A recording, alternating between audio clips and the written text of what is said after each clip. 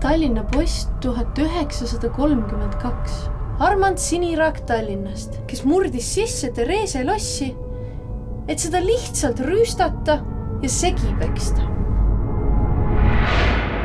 Kui Magnus Hirschfeldt lavas Su Estonia ja vanemuine õhkas veel ja Eesti rahva huvi oli nii suur, sest teemaks olid armastuse eksiteed.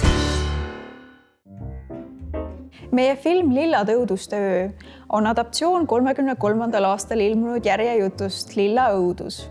Just sõdadevahelises Eestis räägiti ajakirjanduses palju homoseksuaalsusest.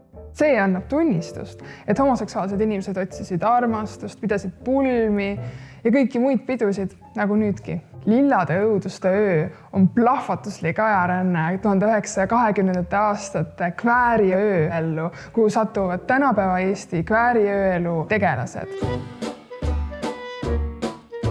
Meie filmi juht Ann avastab Eesti-aegse artikli, mis viib ta mälestusrajale 1920-ndatesse. Ta tunnistab kvääriööelu tegelaste pulma, mida tulevad segama üleajastulised kaabudega võrdkujud.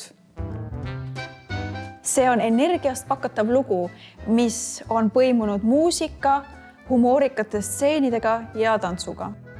Filmis osaleb üle 20 Eesti kvääriartisti ja talendi ning oleme kaasanud lühifilmi andekad professionaalid, koreograaf Sveta Grigorjeva, kunstnik Minna Hint, kostüümikunstnik Kalle H.T. Aasamäe.